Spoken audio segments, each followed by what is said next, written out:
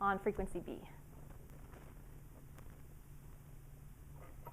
Imagine you know someone who you feel that you can be comfortable and safe with to be your truest and deepest self.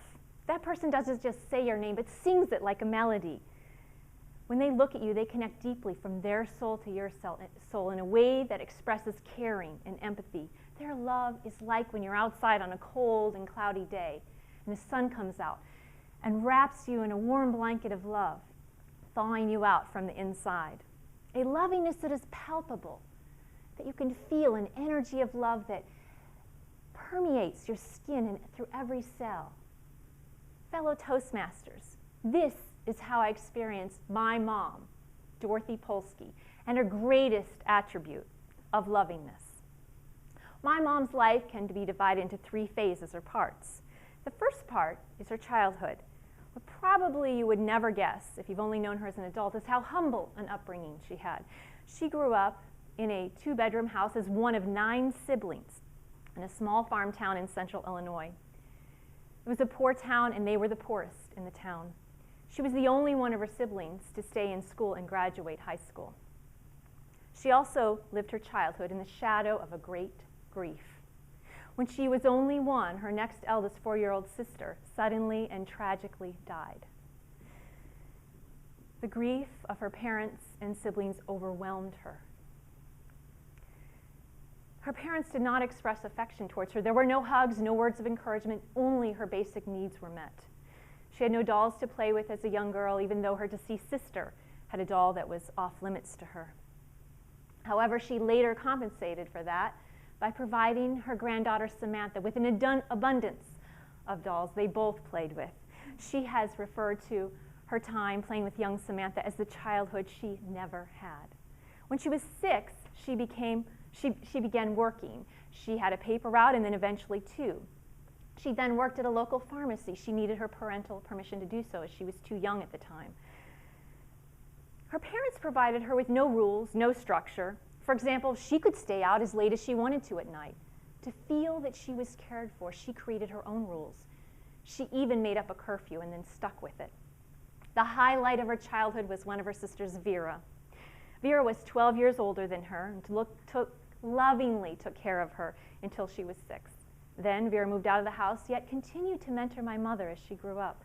Then they became the best of friends. When I was a kid, I remember them spending all day together on some crazy creative adventure and then staying up all night until the wee hours giggling like 2 teenage girls at a sleepover. This leads into the second part of my mom's life and what I know to be her happiest. This is her time with my father and raising my brother and me. My mom loved my dad and was deeply in love with him. I learned what a healthy relationship filled with great love and friendship looks like. Their love was a role model for me. Later, as I kissed many frogs looking for my prince, I knew to keep looking until I found my own healthy, intimate relationship, my Jeff. My parents were partners in love and partners in business.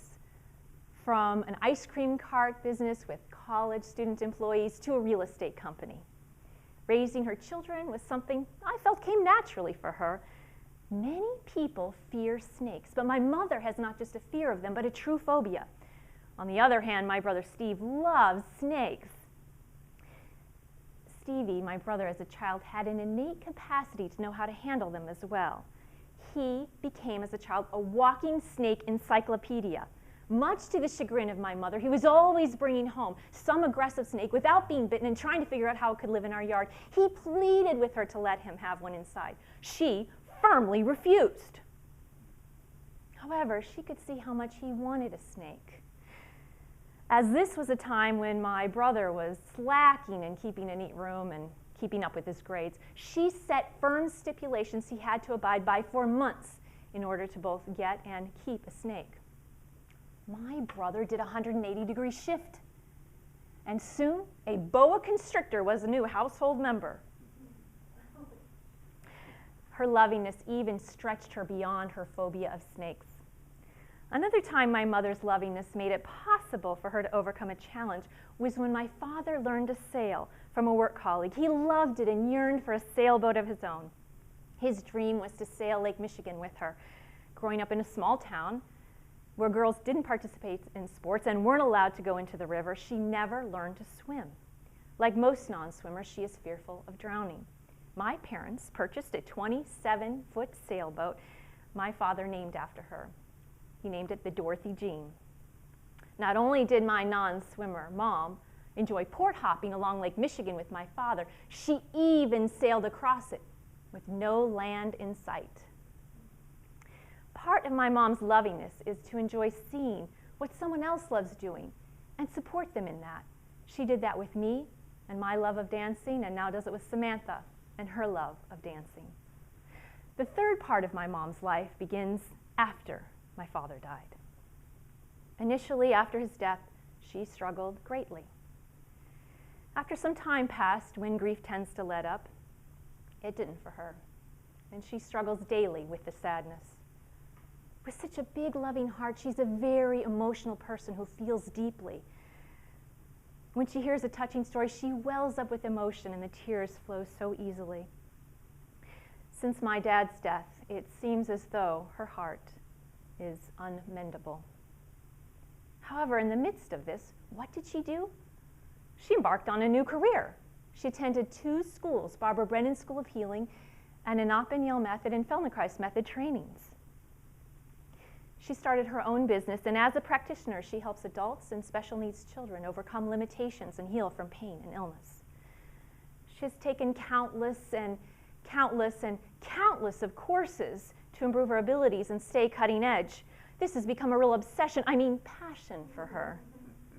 She has another passion, Chicago football and baseball. Of course, she is a Chicago Bears fan, along with my brother. Chicago has 2 professional baseball teams, however, and the people of Chicago can be divided into one of 2 rival camps, Cubs or White Sox, one or the other. She grew up listening to the Cubs on the radio and has been a hardcore fan ever since. She rarely misses listening to a game or watching one. I thought my mother's love had no bounds until my brother became a fan of the other team and a traitor.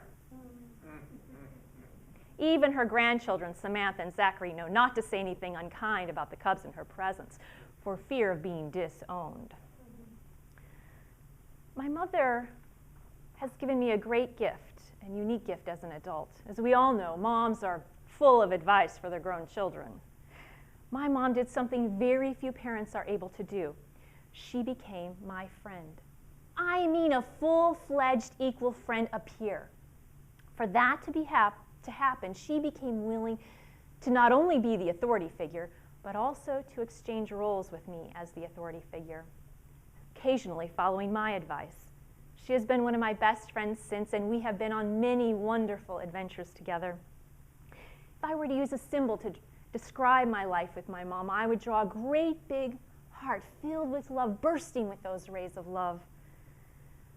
My mom has told me that growing up with such a difficult childhood, she didn't know how to love. She has said that it was my father, with his love and patience, that taught her how to love. My father, however, told me just before he died that it was the other way around. He said that although she was shy and he was charismatic, it was my mom's deep ability to love and be supportive of him that made it possible for him to love and achieve his life's many dreams.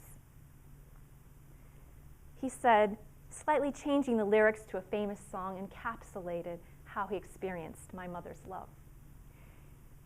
It must have been cold in my shadow. You were content to let me shine. I was the one with the glory. You were the one with all the strength. Do you know you're my hero? I can fly higher than an eagle because you, with your love, are like wind beneath my wings. It might have appeared to go unnoticed, but I've got it all here in my heart. I would be nothing without you. Although future generations are unlikely to read about the life of Dorothy Polsky in history books, I believe she has made the greatest contribution that can be made to this world, and that is the legacy of love.